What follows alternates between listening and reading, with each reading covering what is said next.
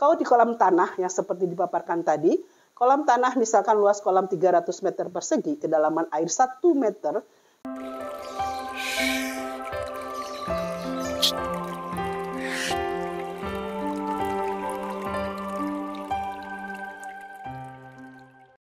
kalau di kolam tanah yang seperti dipaparkan tadi, kolam tanah misalkan luas kolam 300 meter persegi, kedalaman air 1 meter, berarti kita tambahkan tadi, kalau tanahnya itu agak asam, bisa kita tambahkan kapur 100 ppm kalsium karbonat, dan kita tambahkan pupuk kotoran air sebanyak 1000 gram per liter. Dan yang perlu diperhatikan, untuk budidaya dapnia ini harus dilakukan pemupukan susulan sebanyak 300 gram per liter setiap 2 minggu. Dan inokulasi dapnia yang dimasukkan di dalam wadah budidaya dalam kolam hal ini sebanyak 10-15 individu per liter. Nah, siklus produksi dapnia di kolam-kolam pemeliharaan ini bisa berlangsung selama 2 bulan. Dan panen bisa dilakukan setelah 12 hari dan panen dilakukan setiap 2-3 hari sekali sebanyak 15 atau 35% tergantung kebutuhan kita untuk memenuhi kebutuhan pakan ikan konsumsi maupun ikan hias. Itu adalah untuk dapnia. Yang saat ini sangat banyak dilakukan, yang sangat mudah. Kita memberikan pakan alami dalam bentuk cis artemia. Cis artemia ini adalah pakan dalam bentuk kista hasil namanya telur-telur cis dari artemia ini.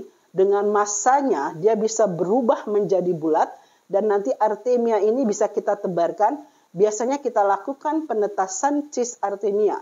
Artemia salina ini memang banyak dipergunakan pada budidaya udang atau budidaya ikan-ikan laut. Di mana dengan pemberian cis artemia ini akan meningkatkan survival rate atau lintas sintasan atau kelangsungan hidup dari larva dan benih, sehingga larva dan benih yang diberikan cis artemia ini akan memiliki pertumbuhan yang sangat baik. Cis artemia ini karena dia berasal dari air payau, air laut, sehingga dalam menetaskan cis artemia ini diperlukan air yang asin.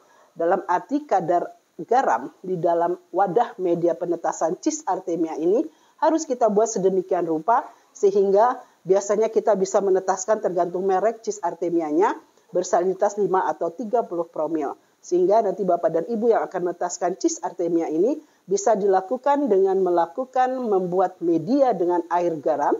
Biasanya kita gunakan 30-35 gram per 10 liter air untuk memperoleh salinitas 30 atau 30 promil. Nanti kita tebarkan cis artemia ini, biasanya kita gunakan 5 gram per liter air. Nanti biasanya kita bisa gunakan juga tergantung kita akan menetaskan seberapa banyaknya cis artemia yang akan kita tetaskan. Dalam 1 gram telur cis artemia ini mengandung 300.000 telur cis artemia. Sehingga kalau Bapak dan Ibu membutuhkan cis artemia cukup banyak, berarti silahkan tetaskan cis artemia yang cukup banyak untuk bisa memenuhi kebutuhan ikan-ikan untuk makan supaya survive kelangsungan hidup menjadi meningkat. Ini adalah beberapa contoh untuk pakan alami cis artemia. Itu adalah dari kelompok zooplankton. Sehingga dengan menyiapkan media penetasan, menentukan padat terbar, mengidentifikasi cis artemia dan menimbang cis artemia sesuai dosis, Bapak dan Ibu bisa menetaskan cis artemia ini dengan mudah dengan menggunakan aqua galon, botol aqua kecil. Kalau Bapak dan Ibu akan menetaskan sedikit artemia atau menggunakan galon aqua dalam volume 15 liter atau botol-botol aqua galon lainnya yang bisa Bapak Ibu gunakan untuk menetaskan cis artemia tersebut. Nah, istilah inokulasi artemia, ini dalam cis artemia ada istilah dekapsulasi dan tanpa dekapsulasi. Dekapsulasi adalah penghilangan lapisan luar dengan menggunakan larutan hipoklorit atau klorin. Nah, kalau sementara tanpa dekapsulasi, ini biasa dilakukan oleh para petani ikan atau peternak ikan, di mana kita menetaskan cis artemia tanpa menghilangkan lapisan luar kista, dan kita biasanya melakukan secara langsung pada wadah penetasan. Sehingga dengan 5 gram per liter, 15 menit pada air 35 ppt nanti diaerasi, nanti cis artemia ini akan menetas. Dan ini yang biasa kita lakukan, kemudian kita panen dengan melakukan panen caranya berbeda dengan zooplankton lainnya, karena dia fototaksis positif, dia akan suka dengan cahaya, sehingga bagian atas ini akan kita tutup dengan plastik berwarna hitam. Nanti cis artemia itu akan menetas, di bagian bawah kita akan memudahkan untuk pemanenan dan bisa kita gunakan untuk pemeliharaan ikan maupun larva.